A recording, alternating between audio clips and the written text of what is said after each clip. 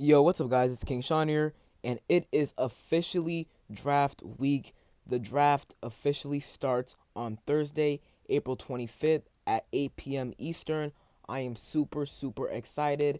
Today is the last mock draft Monday before the 2024 NFL draft, and I'll be bringing you guys my last mock draft. This is going to be my most realistic mock draft. This is what I think the Commanders will do during the duration of the 3 days of the NFL draft. So this is not necessarily what I would do, but this is what I think the Commanders will do specifically. So I'll be telling you guys who each player is, as well as give an analysis for each player.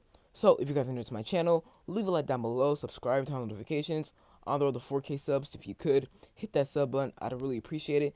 And with that out of the way, let's get straight into the video. With the second pick in the 2024 NFL Draft, I have the Washington Commanders selecting quarterback Jaden Daniels out of LSU. We know what's been going on over the past couple of days with this camp, his agents.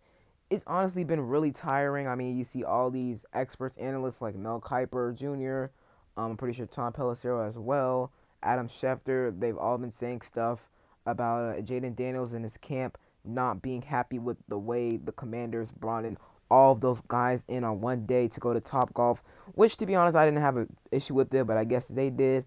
But according to, I'm pretty sure I want to find the source, but a guy reported that Jaden Daniels' camp and the Commanders have talked about the situation. They've talked about the issues, and they've ultimately resolved the situation. It was reported by Ralph Vacchiano. Hopefully I pronounced his name right.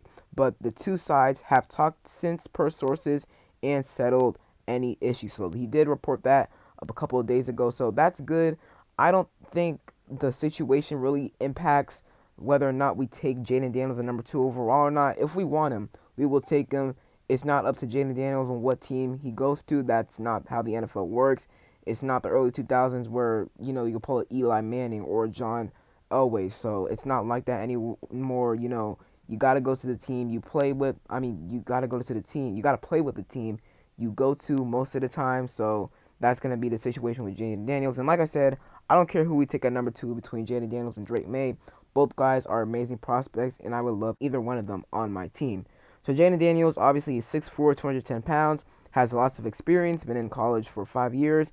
He has great football intelligence, great speed and agility, and overall great athleticism. So he obviously has a pretty good deep ball as well. Some people have argued that he has the best deep ball in the draft. He has a pretty solid deep ball. I think Drake May has the better deep ball than him, but I feel like I'd put him at like a close second or maybe third behind Caleb Williams.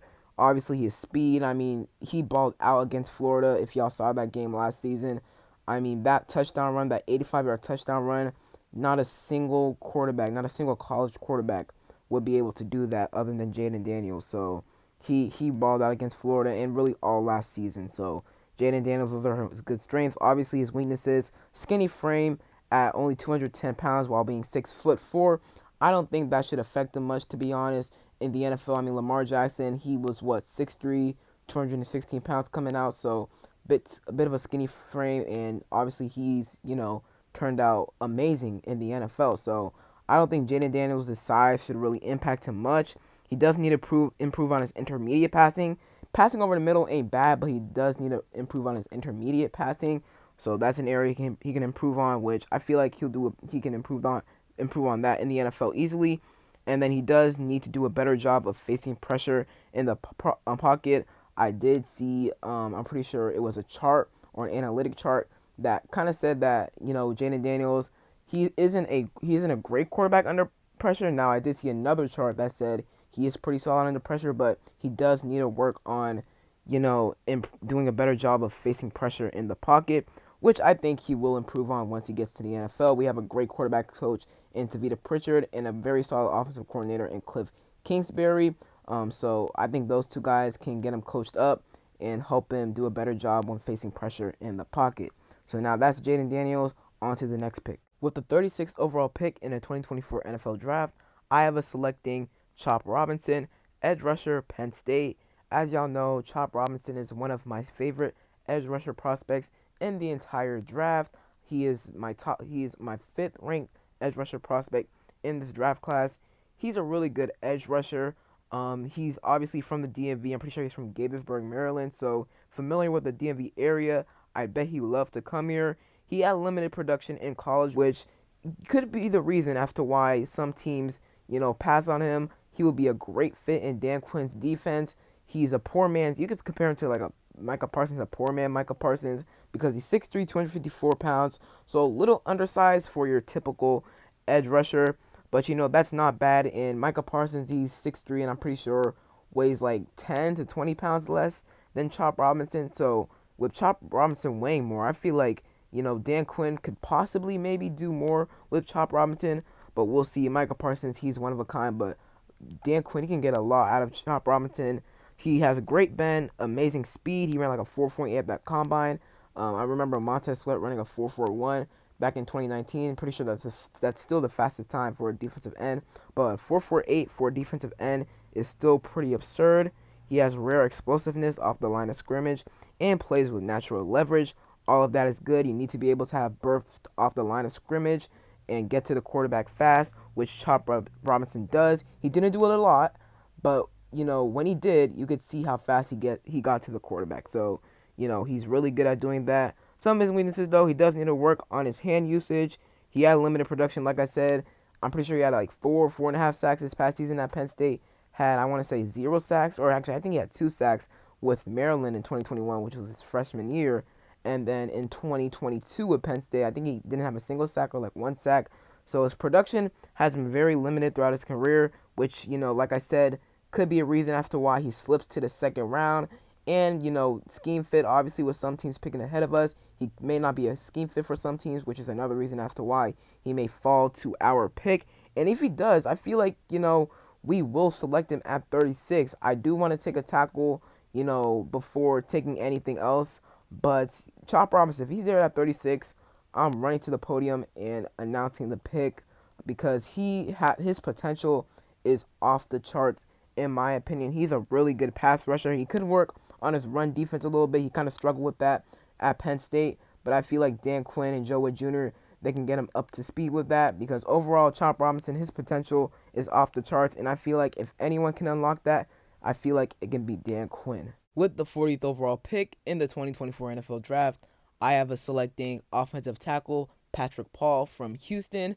He's a pretty interesting tackle prospect. First of all, he played at left tackle throughout his entire career at Houston. He's obviously the brother of Chris Paul. Chris Paul, he went to Tulsa, and we drafted him back in 2022. He's been a solid backup guard for him. And bringing in Patrick Paul would not be bad at all. I would not mind it at all. He had an 81.1 PFF grade this past season, started in 12 games, 778 total offensive snaps, 496 pass blocking snaps while only allowing 1 sack, 1 hit, and 7 hurries, which is all really good. In 2022, he allowed only 1 sack on 595 pass blocking snaps, 3 hits, and 14 hurries. And in 2021, he played in 14 games, 531 pass block snaps, only allowed 3 sacks, 3 hits, and 12 hurries. So 2021 was really his worst year as a starting left tackle for Houston. But you can see he's gotten better every single year, which is what you want to see out of a tackle. Obviously, I feel like if we bring him in, we draft him, he would automatically become our starting left tackle. What will we do about right tackle? I was taking a right tackle in my mock draft, so stay tuned for that. Keep watching for that because he's a pretty interesting prospect as well. But back onto Patrick Paul, let's go over some of his strengths and weaknesses really quick. He's just a very solid tackle overall. He's 6'7.5", 331 pounds. He has very long arms. He is good at maintaining a feel for a rusher and has good agility and footwork as well as overall athleticism, which, we have some athletic offensive linemen. I mean, you have Sam Cosmi. I'm pretty sure he had a perfect 10 RAS score back in 2021, which is absolutely unbelievable. I think Nick Allegretti is a bit athletic as well. So we have some pretty athletic offensive linemen. Ricky Stromberg, if I'm not mistaken, he had an RAS score in like the 8 or 9s last year. So we got some pretty athletic, offensive linemen, and Patrick Paul will be nothing short of athletic. Now, some of his weaknesses, He does not play with enough core strength, which he does need to improve. We hired Bobby Johnson this offseason, which I wasn't a huge fan of the hire because the Giants' offensive line has been pretty horrible over the past couple of seasons, especially last season. They allowed, 85, 86 sacks, which is unbelievably bad. But, hopefully he can, get that weakness out of Patrick Paul because you do need to have great core strength in order to be a really good offensive lineman in the NFL. And he needs to do a better job at maximizing his length. He has to use that length to his advantage. That length can really help him, especially against long and lengthy defensive ends and quick rushers, pass rushers in the NFL. So he needs to maximize his length. He needs to use it to his advantage. But overall, Patrick Paul, I would honestly love the pick at 40. Maybe at 36, maybe a little bit of a. I mean, some people have said that maybe taking Patrick Paul in the early second or mid second is a bit of a reach. I feel like that's fine. Picking him at either 36 or 40, I'll be fine with it because he has a lot of tools as a tackle prospect, and I feel like he can eventually become a very good starting left tackle for us. With our first third round pick number 67 overall, I have a selecting tight end Jatavion Sanders, aka JT Sanders, out of Texas. He is one of the more well-known tight ends in this draft class. A weak tight end class, actually, because there's only one tight end that is projected to go in the first round right now, which is obviously Brock Bowers. I mean, he is one of the best tight end prospects we have seen in the last decade. He's an incredible tight end prospect. And, people have had a hard time figuring out who's the second best tight end in this draft class. Early on, it was JT Sanders. I've seen some people say, Benson Knott, maybe Kate Stover, Theo Johnson. I've actually seen a lot of people say Theo Johnson.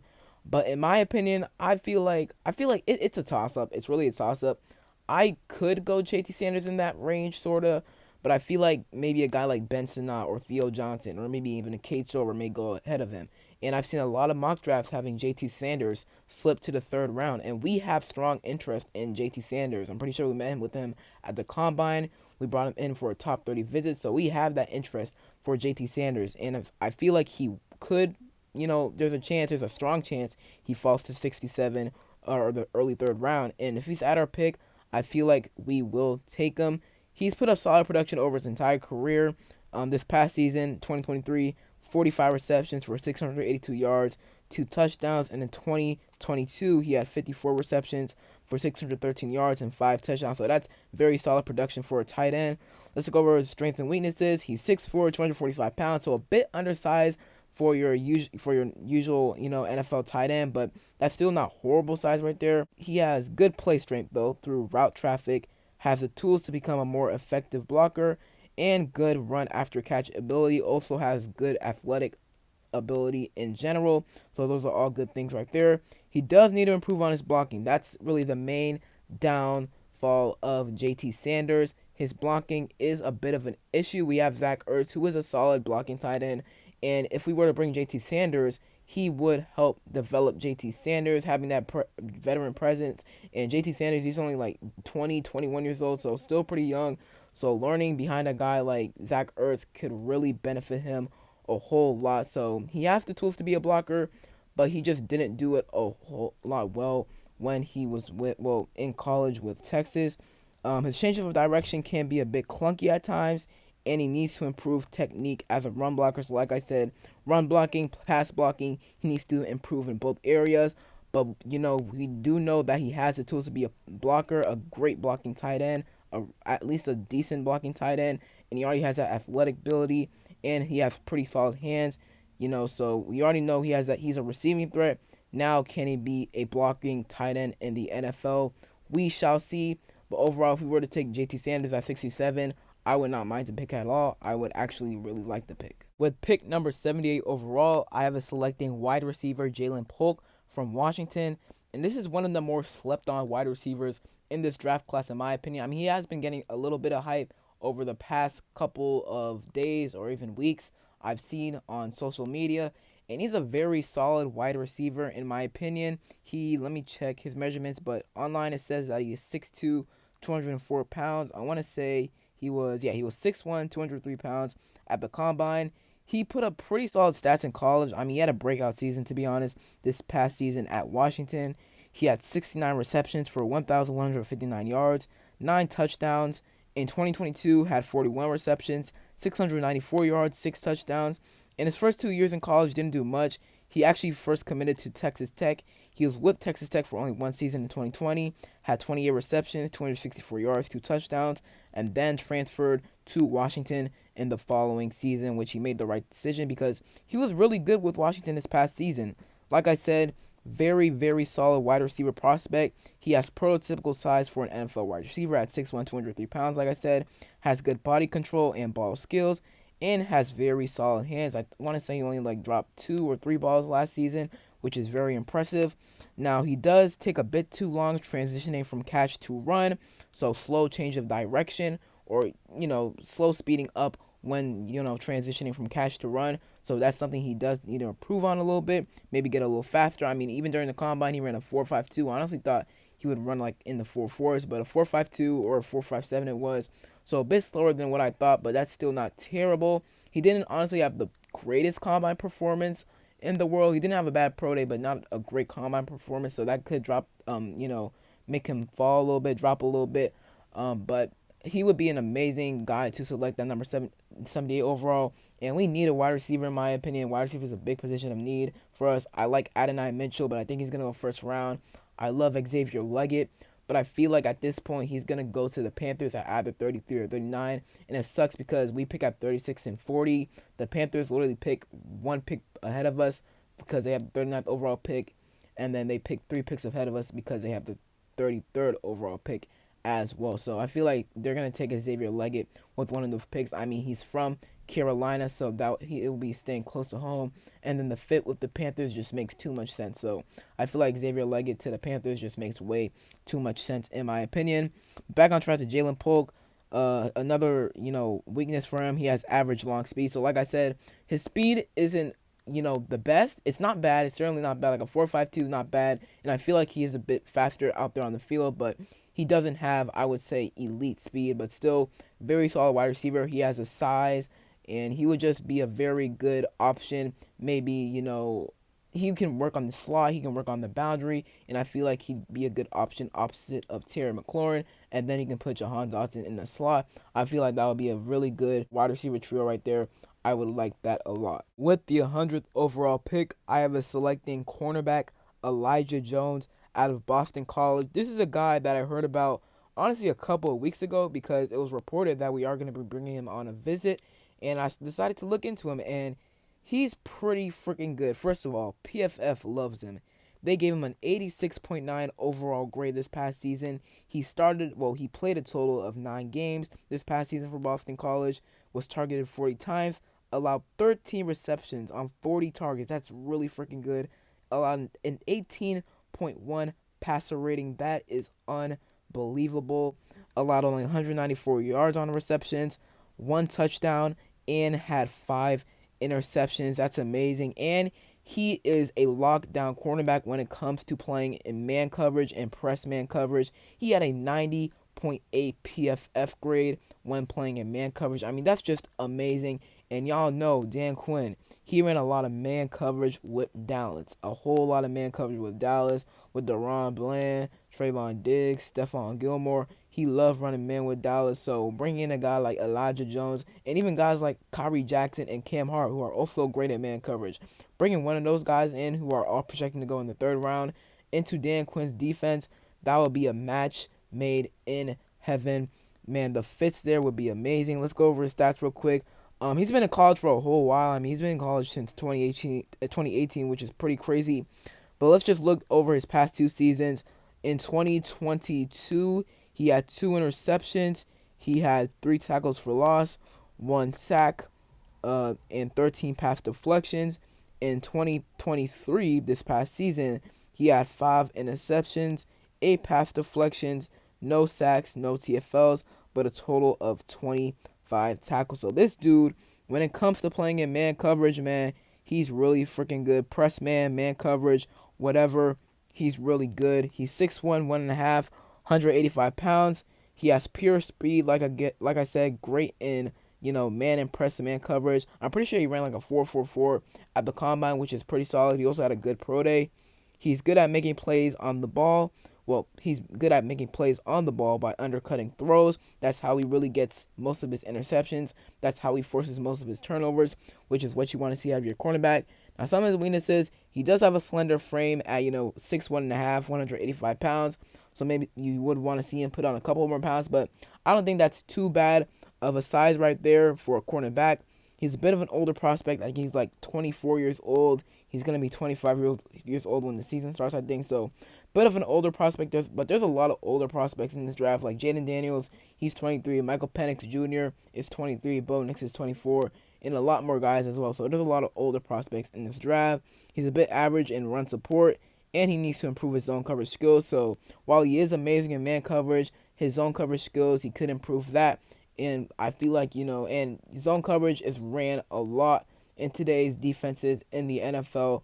But I feel like a guy like, Dan Quinn and Joe Witt Jr., they can get him up to speed. So, I feel like he should be fine in zone coverage if we were to draft him, because if anyone can get him right, I feel like Dan Quinn can get him right. So overall, would love if we were to select Elijah Jones in the third round. With our first round 5 pick 139 overall, I have a selecting offensive tackle Kaden Wallace out of Penn State.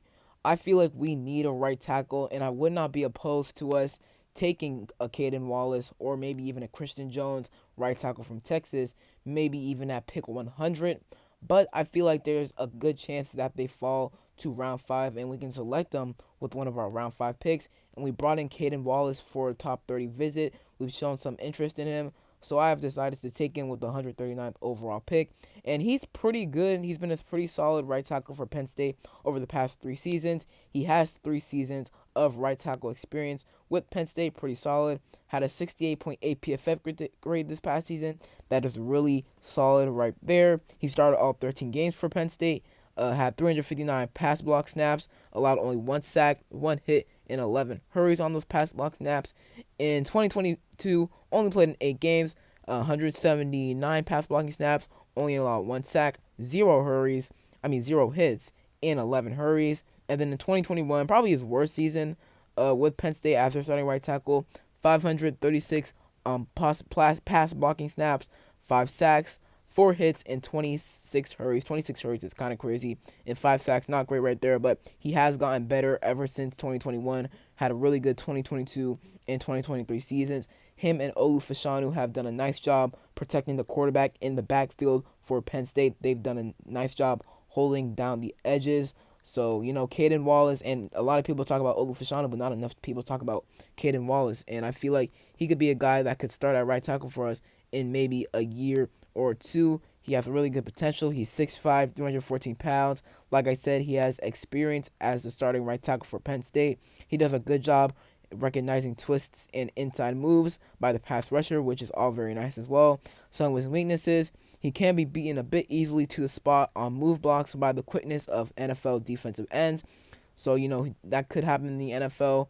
So he does need to recognize that quickly when he gets into the NFL, or else he'll be beaten very easily to the spot when he's on move blocks. And also he needs to play with lower pad levels, he can just adjust his pads when he gets into the league. But those weaknesses right there, they can all be fixed. Like I said, Bobby Johnson, not a huge fan of the hire, but I trust I trust in Adam Peters and Dan Quinn making the right hires. They've given me no reason not to trust them. So hopefully Bobby Johnson can get those weaknesses fixed for Kaden Wallace. And if he does, Kaden Wallace, I feel like, can become a very, very solid right tackle for us. With our second 5th rounder, pick 152 overall, I have a selecting linebacker Tyrese Knight out of UTEP. And this guy is the definition of a tackling machine.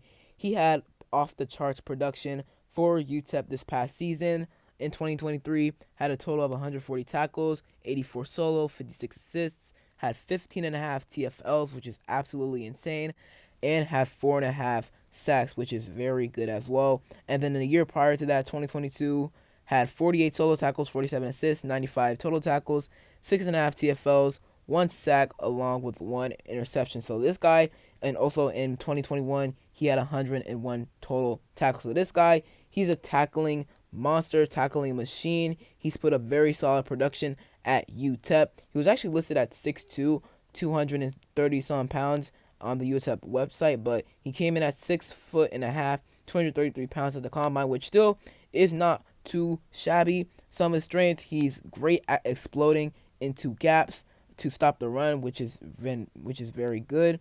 Obviously, like I said, he's been a tackling machine at UTEP and is a solid open field athlete. Now, some of his weaknesses, he has below average instincts, and he does need to improve blocking scheme recognition, and he also sometimes loses tracks of his run fits. So he does need to improve, recognizing his run fits, as well as, getting better instincts, getting his instincts up. Now, we obviously brought in Frankie Louvu, Bobby Wagner, two veteran linebackers, two very good linebackers, especially Bobby Wagner. Obviously, he's a vet, future Hall of Famer. So I know Tyrese Knight or any linebacker we bring in through the draft, because I still feel like we're going to draft a linebacker, maybe not within the first 3 rounds, but definitely at least one on day 3. And I feel like Tyrese Knight would be the perfect fit to our scheme.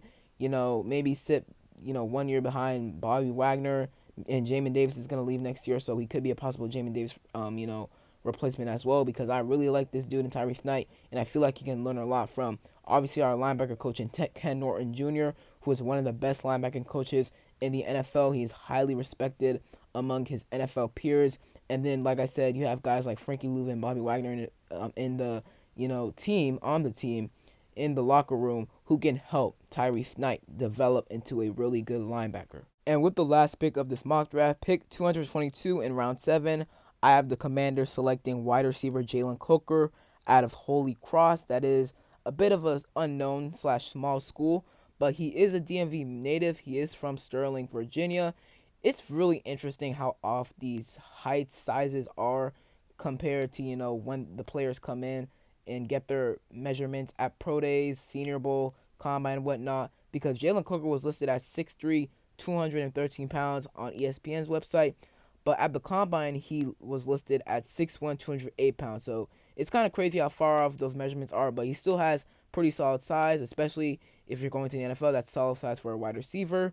He has put up solid production at Holy Cross. This past season had 59 receptions for over 1,000 yards, along with 15 touchdowns. And the season prior in 2022 had 50 receptions, 914 yards, and 11 touchdowns. So this dude put up solid production. He can be a pretty good, maybe like 4th, 5th string, maybe 6th string wide receiver for us. Some of his strength, he's a fade monster and has very sticky / strong hands. Has good size for a wide receiver, like I said, and has good footwork for underneath routes. Now, some of his weaknesses, he needs to prove he can get off the line in the NFL, especially with his size and strength. Getting off the line by using his strength as an advantage and his size can be really good. He just needs to prove that he can do that in the NFL. And he has below average quickness after the catch. So kind of like Jalen Polk, after the catch, he's a bit slow. So maybe he can improve his speed after the catch. And, he become a pretty solid wide receiver option. And, Cliff Kingsbury, he likes to run a lot of 4 wide receiver sets, sometimes even 5 wide receiver sets, but a lot of times 4 wide receiver sets. And Jaylen Cooker could be a guy that's on the field a couple times for those sets. So he will be a solid wide receiver option to add to this room for sure. And that is really it for the mock draft. I hope you guys enjoyed. Comment down below what was your favorite pick and what was your least favorite pick. On the road to 4K subs, like I said, so if you could hit that sub button, I'd really appreciate it. And other than that, it's been King Sean, and I'm out. Peace.